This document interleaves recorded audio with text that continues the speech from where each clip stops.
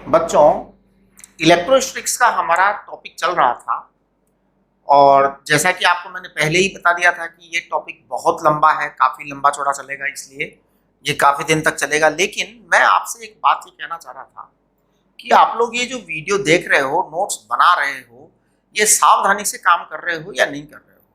क्योंकि एक बड़ी समस्या ये हुई है कि कल के वीडियो में मुझसे एक गलती हुई है और किसी भी बच्चे ने मेरी वो मिस्टेक बताई नहीं मुझे कि सर आपने ये मिस्टेक कर दी। देखिए मैं बताता हूँ। फॉर्मूला चार्ट का मैंने क्वेश्चन नंबर 4 किया था। तो फॉर्मूला चार्ट का जो क्वेश्चन नंबर 4 किया था, इसमें मैंने एक गलती कर दी। क्या गलती की थी? फॉर्मूला चार्ट के क्वेश्चन नंबर 4 में एक चार्ज इधर है और एक चार्ज इधर है और ये आपका सेंटर है। यहाँ पर चार्ज कैपिटल क्यू है, यहाँ कैपिटल क्यू है, ये 3 मीटर है, ये 3 मीटर है और यहाँ पर एक माइनस क्यू चार्ज जो है 4 मीटर के अंदर चक्कर लगा रहा है। ऐसा कल हमने एक क्वेश्चन सॉल्व किया था। माइनस क्यू चार्ज है, उस माइनस क्यू चार्ज की वैल्यू दे रखी है -10 इंटू 10⁻⁻, कितना है 6।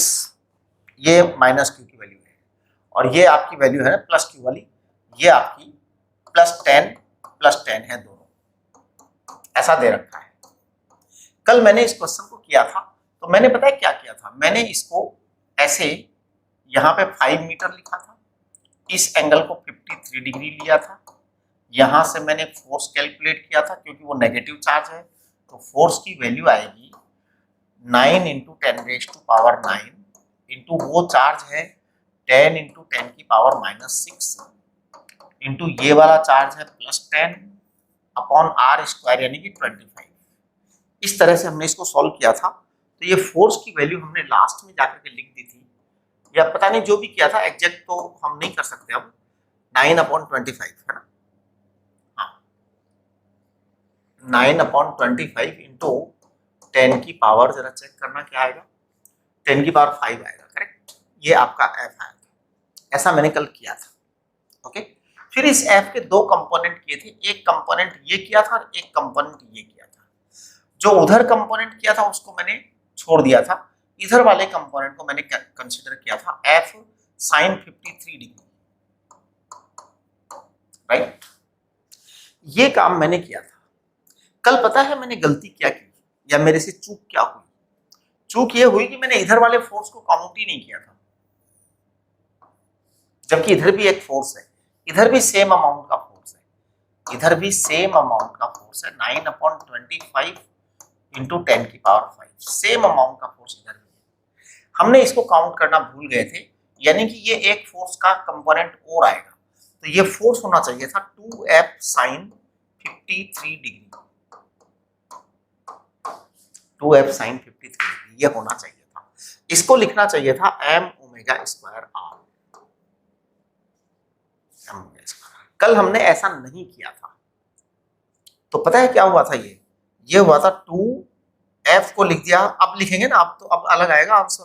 कल हमारा आंसर भी गलत आया था, किसी भी बच्चे ने मेरे को इस चीज पर ध्यान नहीं दिलाया कि सर आपने ये कहा, एक का भी मैसेज नहीं आया। ये बहुत गलत बात है। जब आपके टीचर से कोई मिस्टेक होती है तो आपको उसे बताना चाहिए। 90 ग्राम है ना, ω², r है आपका 4। अब आप कैलकुलेशन करिए तो देखिए क्या सीन बनता है। कैलकुलेशन जब आप करते हैं तो ये 90 का ये 0 हटाएंगे ना, तो 0 हटाएंगे तो ये 10 की पावर -3 की जगह आप 2 लिख सकते हैं, राइट। ओके, और ये 9 एंड ये 4, ये 9 एंड ये 4 सब खत्म। अब देखिए ω² आपका क्या बच रहा है ना। तो ω² को मैं पूरा कंप्लीट लिख रहा हूँ यहाँ पे, थोड़ा सा इसको ऊपर उठा देता हूँ बोर्ड को, 1 मिनट जरा। ये क्या बात है, देखिए मैं इसको बोर्ड को थोड़ा ऊपर उठा लेता हूँ। तो देखिए आप, ये क्या आएगा, ये आ जाएगा 2 इंटू 10 की पावर 7 अपॉन 125, इट इज ω²। अब ये 2 इंटू 10 की पावर 7 को हम लिख देंगे 2000 इंटू 10 की पावर 4 अपॉन 125, तो ये ω²। अब जब ये 125 को आप इससे करेंगे ना तो ये आएगा 16 इंटू 10⁴। तो आपके पास ओमेगा आ जाएगा 400 रेडियन पर सेकेंड, यानी इसका आंसर होना चाहिए फर्स्ट, जबकि कल हमारा इसका आंसर जो है सेकंड आया था और आपने किसी ने भी नहीं बताया।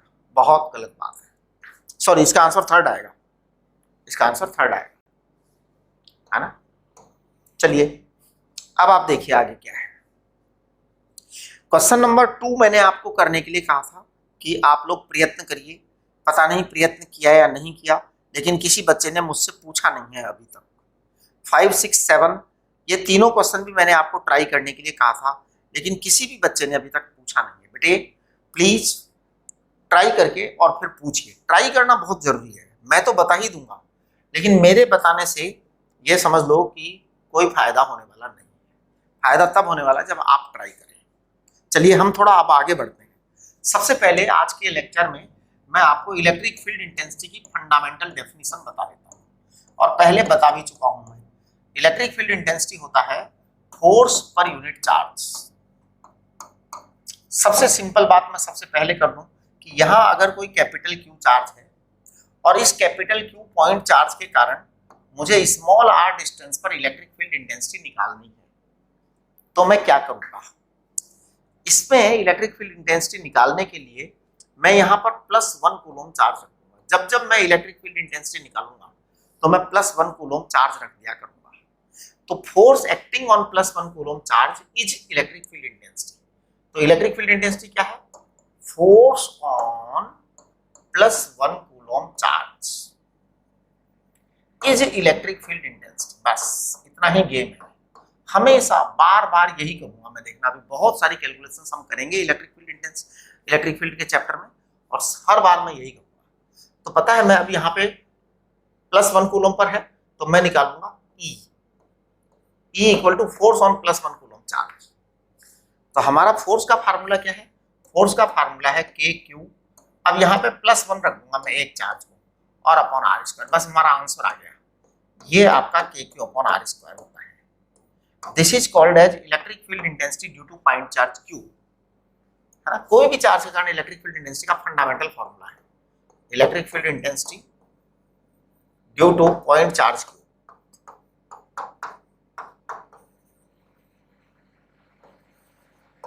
करेक्ट। चलिए ये तो एक सबसे सिंपल सी बात हो गई। अब हम थोड़ा सा टिपिकल कठिन कठिन बातों की तरफ आगे बढ़ते हैं, है ना। सिंपल सिंपल बातें तो बहुत कर दी, अब हम थोड़ा कठिनाई की तरफ बढ़ते हैं। तो हमारा एक टॉपिक है electric field intensity due to charge rod.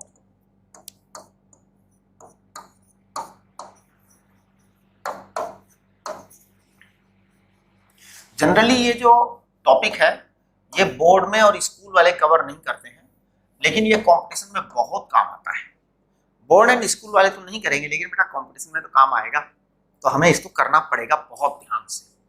देखिए क्या है electric field intensity due to charge rod. एक बहुत लंबी रॉड है। मान लीजिए इस रॉड की पूरी लंबाई कैपिटल L है और इस पर टोटल चार्ज कैपिटल Q है। कैपिटल Q इस पर टोटल चार्ज है। तो लैम्डा है linear charge density. Linear charge density को कहते हैं चार्ज अपॉन लेंथ। ये लीनियर चार्ज डेंसिटी होती है, charge of unit length. Correct. तो आपका लैम्डा Q अपॉन L होता है, यूनिट लंबाई का चार्ज होता है। करेक्ट। ये क्या है कि यहां से स्मॉल x की एक डिस्टेंस दे रखी है और हमें यहां इलेक्ट्रिक फील्ड इंटेंसिटी पता करनी है कि कितनी इलेक्ट्रिक फील्ड इंटेंसिटी होगी इस पॉइंट पर। इस पॉइंट पर इलेक्ट्रिक फील्ड इंटेंसिटी पता करने के लिए मैं यहाँ +1 कूलम चार्ज रख दूंगा। मेरा तो कानून ही एक है कि जहां भी इलेक्ट्रिक फील्ड इंटेंसिटी पता करनी होगी +1 कूलम चार्ज रख दूंगा बस, और फिर मैं कैलकुलेट करूंगा फोर्स। अब देखो हमारे सामने ये मुसीबत ये है कि हमने अभी थोड़ी देर पहले आपको पॉइंट चार्ज का फार्मूला बताया था। क्या बताया था हमने E बराबर KQ अपॉन r² बताया पॉइंट चार्ज का। पॉइंट चार्ज का, लेकिन बेटा ये तो रॉड है, it is not point charge, तो we can not say it is at point charge. ये तो पॉइंट चार्ज है ही। अब हम कैसे करेंगे इसको? तो पता है मैं क्या करूंगा, मैं इसके बहुत सारे छोटे छोटे टुकड़े करूंगा रॉड के, और कोई एक बहुत छोटा सा टुकड़ा यहाँ पर ले लूंगा। मान लो ये टुकड़ा मैं ले लेता हूं, इस टुकड़े की लंबाई है डी आर, छोटा सा टुकड़ा ले लिया डी आर लंबाई का, है ना। तो हम क्या कर रहे हैं, D R is small element, D R is small element, small elemental length, आप ये कहते हैं D R is small elemental length. इसका डी क्यू चाहिए, D Q charge on small elemental length, charge on small length, small length D R. D R का charge कितना आएगा, तो देखो मैं बताता हूं डी आर का चार्ज कितना आएगा।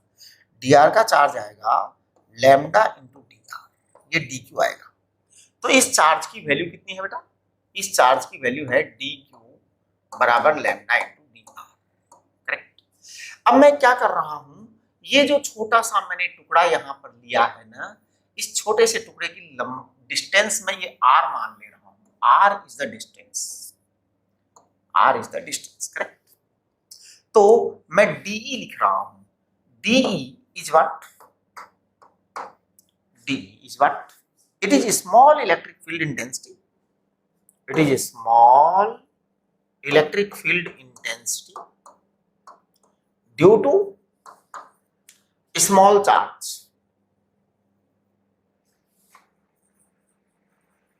dq।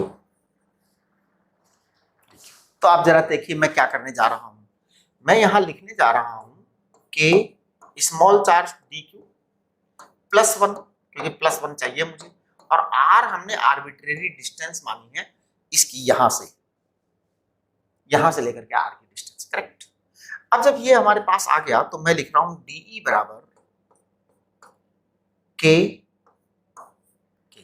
डीक्यू को मैं लिख रहा हूं lambda D R upon R square, ये आपका डीई है, ये डी है। देखो बेटा एक बात सुनो, यहां हमें इलेक्ट्रिक फील्ड इंटेंसिटी चाहिए, ये वाली डिस्टेंस आपकी एक्स दे रखी है, एक्स दे रखी है ना। चलो मैं अलग कलर से लिखता हूं अगली डिस्टेंस को, ये वाले डिस्टेंस। अब ध्यान देना, मैं चाहता हूं कि ये डिस्टेंस तो x हो गई, यहां से इस वाले एंड की डिस्टेंस क्या आएगी ये बताओ, इस वाले एंड की डिस्टेंस ये आएगी, है ना, that is l plus x. इसका मतलब हमें इलेक्ट्रिक फील्ड इंटेंसिटी चेक करनी है, x तो मिनिमम डिस्टेंस है और maximum distance l plus x है, maximum distance l plus x है। तो हम ये जो स्मॉल डी निकाला है हमने, इसको हम इंटीग्रेट करेंगे, इसको हम क्या करेंगे, इंटीग्रेट करेंगे। तो देखिए हम इसको इंटीग्रेट कर रहे हैं, इधर से भी इंटीग्रेट कर रहे हैं, इंटीग्रेट करके इसकी लिमिट रख रहे हैं हम x से l प्लस एक्स, x से l प्लस एक्स लिमिट रख रहे हैं, क्योंकि रॉड जो है ना वो x से स्टार्ट हो रहा है, l प्लस एक्स तक एंड हो रहा है रॉड का। ये जो d का इंटीग्रेशन करते हैं ये टोटल e आता है हमेशा, हमेशा। तो हमारा कैपिटल E आ गया, है ना। अब देखो मैं आगे की कैलकुलेशन कर देता हूं, राइट। तो आप थोड़ा ध्यान दें, E को मैं लिख रहा हूं डायरेक्ट यहां पे K अपॉन K लैम्डा को बाहर निकाल दिया, इंटीग्रेशन है D R upon R square X से l प्लस एक्स। सभी बच्चे इंटीग्रेशन करें, जिन बच्चों को इंटीग्रेशन में कोई प्रॉब्लम है वो मुझे बता दें मैं प्लीज, है ना। आप व्हाट्सएप पर मैसेज कर दिया करो कि सर हमको इंटीग्रेशन में प्रॉब्लम है, फिर हम क्या करेंगे, कोई ना कोई सॉल्यूशन निकालेंगे ना हर चीज का, हर समस्या का समाधान है, बशर्ते हम समस्या को सॉल्व करना चाहें, ठीक है ना। ये मैंने इंटीग्रेशन किया है D R upon R square का 1 अपॉन आर स्क्वायर। अब आप देखेंगे ये है के लैम्डा और -1 अपॉन आर कर दीजिए, तो मैं माइनस को बाहर निकाल देता हूं 1 सेकंड के लिए, फिर अभी वापस रख देंगे वहां पर हम। अब 1 upon L plus x minus 1 upon x, आप लिमिट बढ़ाइए, तो ये आपका आंसर आएगा के lambda capital L upon L plus x into x, ये आपका ई आया है बेटा, है ना। अब इस ई को हम थोड़ा और क्लियर कर देते हैं, तो देखो ई आपका आ गया है, ई बराबर के lambda capital L upon L plus x into x, है ना। लैम्डा इंटू एल को हम क्यों लिखेंगे, तो ये आ जाएगा के Q upon L plus x into x, ये आ गया आपका करेक्ट। तो आप देखिए अब आगे इस तरह से ये आपका पूरा हो गया। स्टार्ट से देखो आप, electric field intensity to charge rod, हमारा पॉइंट चार्ज के लिए ये फॉर्मूला था, लेकिन ये पॉइंट चार्ज नहीं है, ये तो पूरी रॉड है। तो हमने इसके लिए क्या किया, रॉड के टुकड़े किए, एक टुकड़ा लिया हमने dr लंबाई का, dr लंबाई का टुकड़ा लिया तो उसका चार्ज निकाला हमने dq इक्वल टू दिस, है ना, हाँ dq इक्वल टू दिस, ये हमने चार्ज निकाला इसका।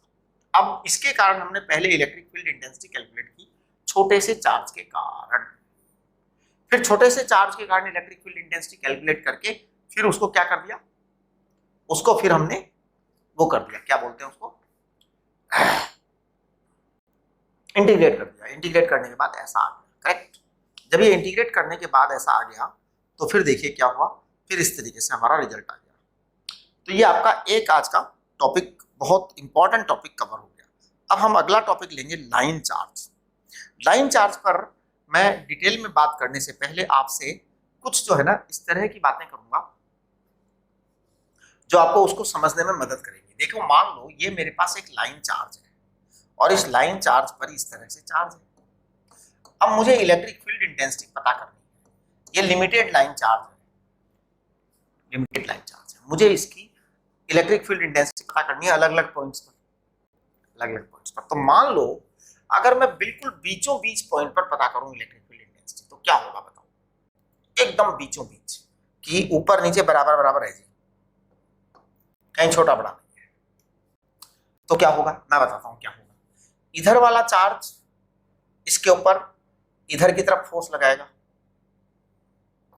इधर वाला चार्ज, और इधर वाला चार्ज इस पर उधर की तरफ फोर्स लगाएगा, क्योंकि हमने एकदम बीचों बीच लिया है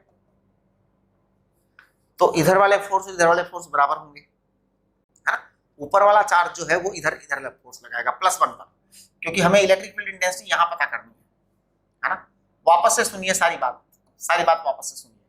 मान लो मेरे पास ये लाइन चार्ज है, लाइन चार्ज है, मैंने इसके एकदम बीचों बीच पॉइंट लिया है, मतलब जरा सा भी ऊपर नीचे नहीं लिया।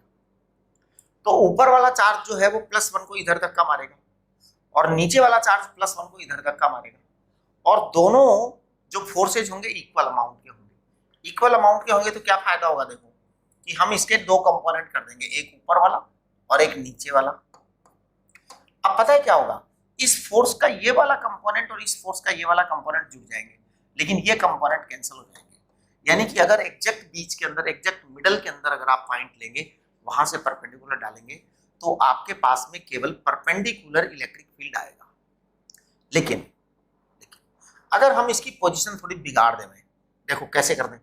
अगर ऐसा लाइन चार्ज हो गया आपके पास और सीन कुछ इस तरह का हो गया तो क्या करेंगे आप,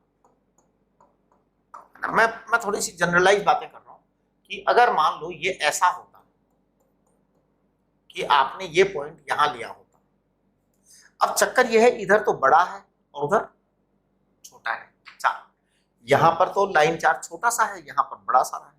तो भैया बात ये है कि मोर चार्ज इज मोर डोमिनेटिंग, है ना। हाँ तो डोमिनेटिंग बिगर चार्ज होगा, तो this bigger charge will be dominating. तो क्या होगा कि इसका इफेक्ट ज्यादा आएगा और इसका इफेक्ट कम आएगा।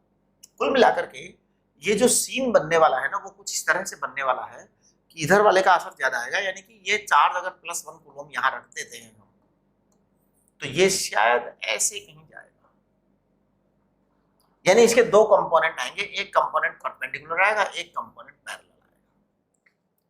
लेकिन अगर आप ये वाला पॉइंट यहां रखने के बजाय इधर रख देते तब क्या होता बताओ, +1 यहां रख देते तो, यहां रख देते तो अब ऊपर ज्यादा हो गया, ऊपर ज्यादा हो गया तो ये ऊपर वाला इधर भेजेगा इसको धक्का मार करके। आप समझ रहे हो ना। हाँ, बिगर चार्ज विल बी इफेक्टिव। सवाल ये उठता है किधर आएगा किधर नहीं आएगा, ये हमें बिल्कुल भी पता नहीं है। मैं इसको जनरलाइज कैलकुलेशन करूंगा, बहुत जनरल कैलकुलेशन करूंगा, ठीक है। एक बार आप स्टेप बाय स्टेप सारी चीजें पकड़ते चले जाइए तो आपको समझ में सारा आ जाएगा। देखिए मैं कैलकुलेशन कर रहा हूं, electric field intensity due to line charge,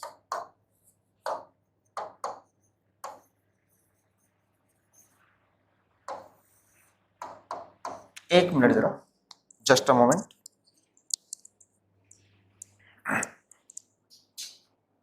हाँ जी ठीक है। तो आप ध्यान दीजिए, electric field intensity due to line charge. तो मान लो ये आपका एक लैम्डा लाइन चार्ज वाला कोई स्ट्रिंग है ना, लैम्डा इसका लीनियर चार्ज डेंसिटी। मान लीजिए यहां से डिस्टेंस स्मॉल आर पर एक पॉइंट है, यहां आपको electric field intensity find out करने की इच्छा हो रही है। अब यहां आपको +1 कूलम रखना है और इस पर नेट फोर्स निकालना है, टोटल फोर्स। तो देखिए क्या क्या घटनाएं घटित हो रही है, क्योंकि ये पॉइंट चार्ज तो है नहीं।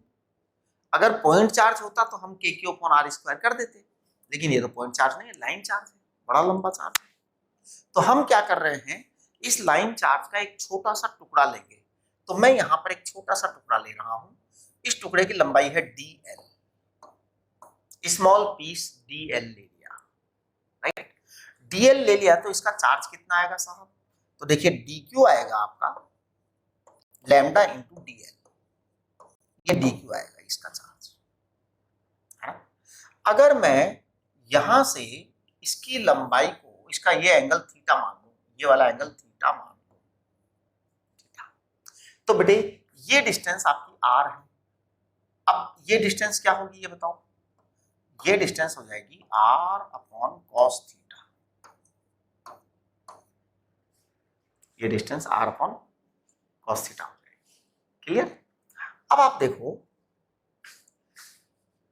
कि ये डिस्टेंस R/cos थीटा हो गई, ये R था। अब इसके कारण, इस छोटे से चार्ज के कारण, इस छोटे से चार्ज के कारण इलेक्ट्रिक फील्ड इंटेंसिटी लिखूंगा, लिख रहा हूं, देखना मैं लिख रहा हूं DE equal to small electric field intensity because of small charge. तो मैं लिख रहा हूं K DQ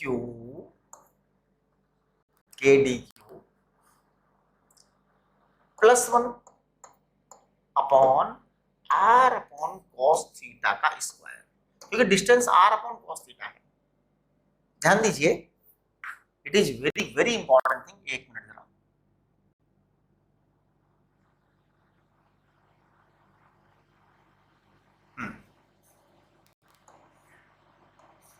ये डिस्टेंस स्मॉल r है, तो ये R/cos थीटा होगा, इसलिए हमने D बराबर वो लिख दिया।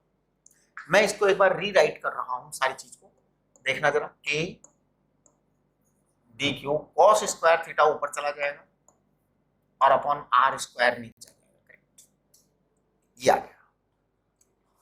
अब मैं यहां एक बहुत छोटी सी बात करने जा रहा हूं, ये है आपका, मान लो इस वाली को मैं स्मॉल l लिख देता हूं, यहां से लेके यहां तक की लंबाई क्या लिख देता हूं, small l, this length is small l, और ये r है। तो जब ये लेंथ स्मॉल l है और ये r है, तो मैं इसको लिख देता हूं L/R equal to tan theta. एक काम करो, इसको यहां मत लिखो, है ना, इसको यहीं लिख दो, है ना, क्योंकि मेरे को अभी वहां जरूरत पड़ेगी जगह की। L/R equal to tan theta लिख देता हूं मैं। जब L/R equal to tan theta लिख दिया तो L इक्वल टू हो गया R tan थीटा। अब मैं इसको डिफरेंशिएट कर रहा हूं, तो DL upon D theta, DL upon D theta बराबर हो जाएगा R sec square theta, R sec square theta. अब जब ये R sec स्क्वायर थीटा हो गया तो DL बराबर कितना आ गया बताओ, DL बराबर आ गया R sec square theta D theta. It is very important, it is very important, आप ध्यान दो, है ना। हमारा DQ ये है, हमारा DQ ये है, तो देखिए DQ बराबर क्या हो गया, DQ बराबर हो गया है, DQ बराबर हो गया है लैम्डा DL, DQ बराबर लैम्डा DL। DL है आपका R sec square theta D theta, ये आपका DQ है। यानी कि मैं वहां पर ये चीज लिखूंगा, मैं वहां पर ये चीज लिखूंगा, ठीक है, वो तो मैं लिख ही दूंगा, है ना, इस जगह पे मैं ये लिखूंगा D। तो ये कार्य तो हम कर ही देंगे। फिलहाल मैं जरा यहां पे देखता हूं क्या है। देखो मैं इस वायर के इस एंड को मैं थोड़ा अलग कलर ले लेता हूं, चलो ब्लू ले लेते हैं, है ना। मैं इस वायर को यहां से कनेक्ट कर रहा हूं इस तरह से, और इसके इस एंड को कनेक्ट कर रहा हूं यहां पर, राइट। एक एंगल का नाम मैं रख देता हूं अल्फा, और दूसरे एंगल का नाम मैं रख देता हूं बीटा, करेक्ट। इसका मतलब मेरा जो वायर है उसमें इधर की तरफ वाले एंगल को, जो यहां से स्टार्ट हो रहा है ये एंगल, इस एंगल को मैं रख देता हूं माइनस बीटा, और वहां जो एंड हो रहा है ये प्लस अल्फा, इसको प्लस अल्फा, करेक्ट। ऐसा हमने कर दिया, ओके। अब देखो आप, ये जो ई है ना, मैं वापस इसको कलर चेंज कर लेता हूं, व्हाइट कर लेता हूं। ध्यान दीजिए, इसको मैं यहां पर कंपोनेंट ले लेता हूं इसके, ये एंगल थीटा है तो ये एंगल थीटा है, तो इसे कहेंगे हम डी कॉस थीटा, और इसे कहेंगे डी साइन थीटा। मैं ये कहना चाहता हूं कि this D cos theta component is perpendicular component to the line charge, and D sine theta is parallel component to the line charge. बिल्कुल करेक्ट ना। तो अब आप इस गेम को समझिए पूरा, कि मैं इसके दो कंपोनेंट बनाऊंगा, एक कंपोनेंट बनाऊंगा डी cos थीटा के कारण, और एक कंपोनेंट बनाऊंगा डी sin थीटा के कारण। डी sin थीटा के कारण इलेक्ट्रिक फील्ड का जो कंपोनेंट आएगा वो पैरेलल होगा, और डी cos थीटा के कारण जो कंपोनेंट आएगा वो perpendicular to the line charge होगा, करेक्ट। तो मैं ये कर रहा हूं, और मैं यहां डी क्यू की जगह ये वाली बकवास लिखूंगा, तो ये हमारा डीई है, राइट। तो अब देखो मैं आगे बढ़ा रहा हूं,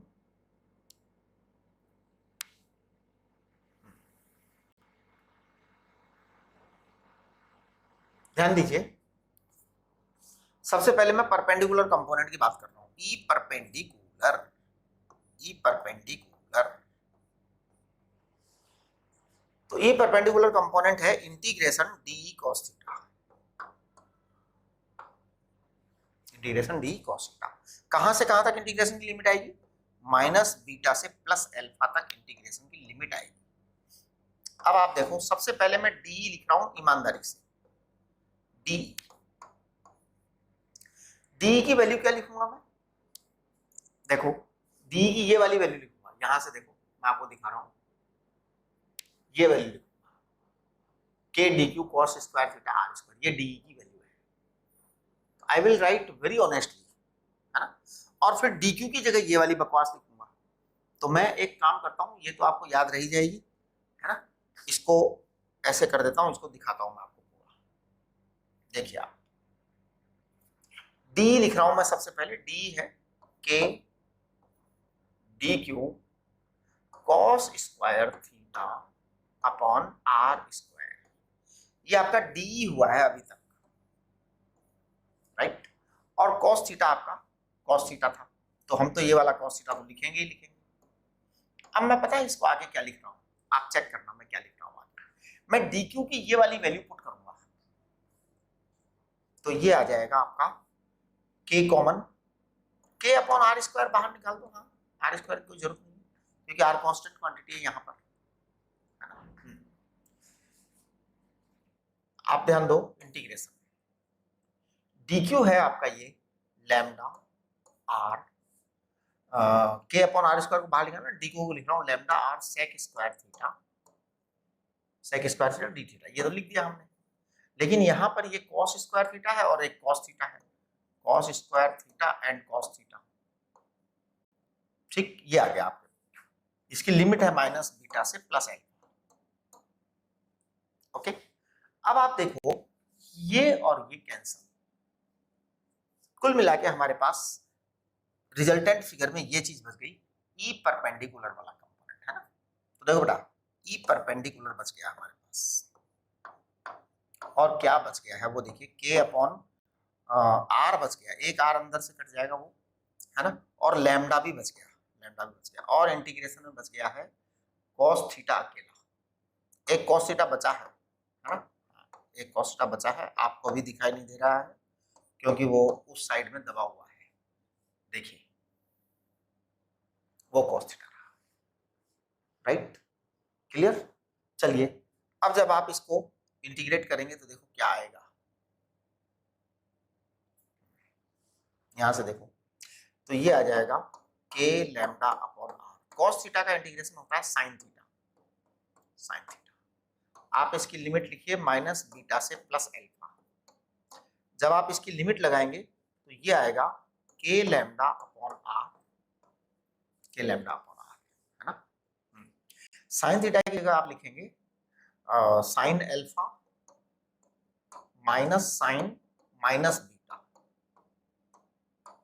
तो ये चीज आपके पास आ जाएगा, ई परपेंडिकुलर का रिजल्ट आपके पास आ चुका है, वो है K lambda upon are sine alpha plus sine beta. ये जो है ना, ये आपके बोर्ड पर्पज से नहीं है, ये कंपटीशन पर्पज से है।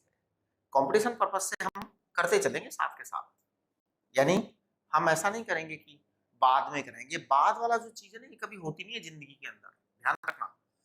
जब हम ये कहते हैं कि हम बाद में कर लेंगे तो समझ लो हम पाप कर रहे हैं, फिर हम कभी नहीं करेंगे उस काम को। इसलिए काम को आज करो, अभी करो, इसी समय करो जो करना है। चलिए अब देखिए आपका एक काम कंप्लीट हो गया। अब हमारे पास में दूसरा आता है parallel component. Parallel component D sine theta के कारण आएगा, तो हम डी साइन थीटा को इंटीग्रेट करेंगे और उसमें हर चीज को लिखेंगे हम। तो देखिए ई पैरेलल की बात मैं यहां से उठा रहा हूं, है ना। E parallel,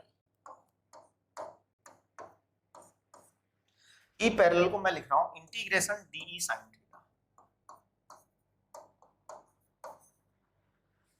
integration D sine theta. Limit वही रहेगी माइनस बीटा से प्लस एल्फा तक, करेक्ट। डी को लिखूंगा और डी क्यू की वैल्यू भी ईमानदारी से लिखूंगा। देखो मैं लिख रहा हूं, एक साथ लिख रहा हूं आपकी बार में, आपकी बार टुकड़े टुकड़े में नहीं लिखूंगा, एक साथ लिखूंगा और देखते हैं, देखें कितनों को समझ में आता है। डी की वैल्यू लिख रहा हूं K cos square theta upon R square, है ना। K cos square theta upon R square, sine theta को साइन थीटा लिखते हैं। अच्छा अब डी क्यू की वैल्यू लिखो, डी क्यू, डी क्यू देखो डी क्यू दिखा रहा हूं आपको मैं, डी क्यू लिखूं, डी क्यू ये रखा, ये रखा, ये रहा, है ना। तो डी क्यू की ये वैल्यू रखो आप, लाइए जी। डी क्यू की ये वैल्यू है lambda are sec square theta D theta. बस आपका काम हो गया, आपका काम हो गया। तो देखिए क्या क्या हुआ, sec square theta cos square theta cancel हो जाएंगे, एक आर से एक आर कैंसिल हो जाएगा, यानी आपके पास में कुल मिलाकर के रिजल्टेंट क्या आ गया है कि के लैम्डा अपॉन आर आपका कॉमन आ गया और इंटीग्रेशन में आपके पास आ गया है sine theta D theta minus theta से प्लस एल्फा, राइट। अब आप साइन थीटा का इंटीग्रेशन करेंगे, वो आएगा माइनस कॉस थीटा। जब आप इसकी वैल्यू रखेंगे तो आपके पास ई पैरेलल आ जाएगा के लैम्डा अपॉन आर। आप बाकायदा वैल्यूज वगैरह रखेंगे ना, तो cos alpha minus cos beta, ये आपका रिजल्ट आ जाएगा। आपके दोनों रिजल्ट आ गए, है ना। कुल मिलाकर के मैं इन रिजल्ट्स की समरी बना देता हूं, है ना। तो देखिए मैं आगे बढ़ रहा हूं, इसकी समरी बना देता हूं। ये आपको जो है ना रिजल्ट याद रखने हैं, क्योंकि रिजल्ट बार बार काम आएंगे, बार बार काम आएंगे। ये आपका डिस्टेंस आर था, यहां से इसको ज्वाइन किया तो ये एंगल एल्फा था, यहां से इसको ज्वाइन किया तो ये एंगल बीटा था। हमारे दो कंपोनेंट ऑफ इलेक्ट्रिक फील्ड आए थे, एक आया था परपेंडिकुलर और एक आया था पैरेलल। परपेंडिकुलर को मैं कह रहा हूं कि lambda upon are sine alpha plus sine beta, ये आपका परपेंडिकुलर कंपोनेंट था। पैरेलल कंपोनेंट था के lambda upon r cos alpha minus cos beta, ये आपका परपेंडिकुलर कंपोनेंट आएगा, करेक्ट। चलिए ये पैरेलल और एक परपेंडिकुलर। अब देखिए क्या क्या घटनाएं घटित होती हैं, तीन चार केस के डिस्कस करूंगा मैं। सबसे पहला केस डिस्कस करूंगा मैं, if alpha equal to beta हो जाए, अगर एल्फा और बीटा दोनों बराबर हो करो, अल्फा बराबर बीटा लिखो जरा। अल्फा बराबर अगर आप बीटा लिखेंगे तो आपका जो ई परपेंडिकुलर आपके पास आने वाला है ये हो जाएगा ट्वाइस के lambda sine alpha upon r, ये आ जाएगा। हाँ जी, ट्वाइस के lambda sine alpha upon r, twice alpha बराबर बीटा होते ही ई पैरेलल क्या आ जाएगा, ई पैरेलल हो जाएगा आपका जीरो, जो कि मैंने आपको अगर ध्यान हो तो लाइन चार्ज जब पढ़ना चालू किया था तो शुरू शुरू में बताया था, आज ही बताया था। गॉट द पॉइंट, ये आपका आ गया। अच्छा अच्छा, अब एक बात बताओ, ये लाइन चार्ज जो है वो अगर एक साइड से इंफिनिटी हो जाए ऊपर एकदम, इंफिनिटी का मतलब खूब लंबा कर दो इसको, एकदम लंबा, एकदम लंबा लंबा लंबा लंबा लंबा लंबा लंबा कर दो, खूब लंबा कर दो, खूब लंबा कर दो। तो अगर ये अपसाइड इनफाइनाइट हो जाए तो आप बताओ इनफाइनाइट कितना बड़ा होता है साहब, इनफाइनाइट बहुत बड़ा होता है, बहुत बड़ा होता है। अब इस लाइन को वहां इनफाइनाइट पे ले जाके जोड़ो, जोड़ो तो अल्फा 90 डिग्री आ जाएगा। तो आप बात को समझने की कोशिश करिए, अपसाइड इनफाइनाइट, मैं बात कर रहा हूं अपसाइड इनफाइनाइट, है ना। देखो upside infinite, upside infinite, length infinite है तो आपको पता है अल्फा 90 डिग्री आ जाएगा, अल्फा 90 डिग्री आ जाएगा। अल्फा 90 डिग्री होगा तो बताओ क्या होगा, अल्फा 90 डिग्री होगा तो जो आपका ई परपेंडिकुलर कंपोनेंट होने वाला है ये हो जाएगा आपका के लैम्डा अपॉन आर। साइन 91 होता है प्लस साइन बीटा जो भी है, ध्यान दीजिए साइन 90 की वैल्यू रखी है मैंने, sine alpha 90 degree, okay. E parallel क्या होगा बेटा, ई पैरेलल आएगा के lambda upon are,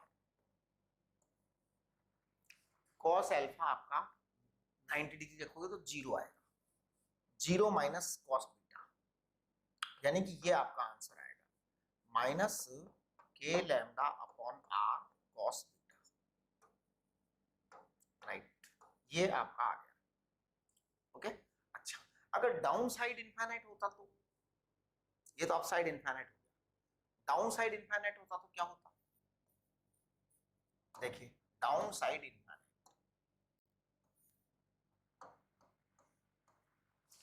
down side infinite होता तो आपका बीटा 90 डिग्री होता जी, आपका बीटा 90 डिग्री हो जाता है, इसमें क्या बात है, कोई जोरदार बात नहीं है। अब देखो डाउन साइड इनफाइनाइट होने पर ई परपेंडिकुलर कंपोनेंट क्या आएगा, ई परपेंडिकुलर कंपोनेंट आएगा के lambda upon are sine alpha plus, क्योंकि साइन बीटा को आप 1 रखेंगे, 90 डिग्री रखेंगे 1 आएगा, राइट। ई पैरेलल क्या आएगा, ई पैरेलल कंपोनेंट आएगा, क्योंकि अब की बार में आपका कोस बीटा 90 डिग्री होने वाला है, करेक्ट। तो आपका ये आएगा के lambda upon r cos alpha आ जाएगा, राइट। अच्छा, गुड। चलिए अब मैं एक काम करता हूं, both side infinite, both side infinite, both side infinite, infinite, दोनों तरफ से इनफाइनाइट हो जाए तो इसका मतलब क्या हो गया, इसका मतलब हो गया alpha equal to beta equal to 90 degree, दोनों साइड से 90 डिग्री आएगा, और जब दोनों साइड से 90 डिग्री आएगा तो बताओ क्या हो जाएगा, ई परपेंडिकुलर, ये हो जाएगा ट्वाइस के लैम्डा अपॉन आर, और ई पैरेलल क्या हो जाएगा बच्चों, जीरो। ये आपके मतलब अलग अलग अलग अलग स्टाइल के रिजल्ट आएंगे। कल हम इसको आगे बढ़ाएंगे और बहुत सारी बातें करेंगे। आप लोगों से रिक्वेस्ट है रोज के रोज नोट्स बना लीजिए, रोज के रोज डिस्कशन कर लीजिए, ठीक है। और अपने डाउट्स जो है भेज दीजिए, आज कोई डाउट नहीं आए, जबकि रूल ये है कि जब भी हम कोई लेक्चर बनाते हैं तो पहले बच्चों के डाउट सॉल्व करते हैं, उसके बाद आगे हम पढ़ाते हैं। आज मैंने केवल पढ़ाया है, किसी बच्चे ने डाउट नहीं पूछा था तो कोई बात नहीं, बाकी डाउट्स आपको पूछने चाहिए, राइट। ओके, नमस्ते। कल हम कल हम इससे आगे बढ़ेंगे, सर्कुलर रिंग और उसके बाद डिस्क, और फिर हम इसको थोड़ा सा चैप्टर को आगे बढ़ाएंगे।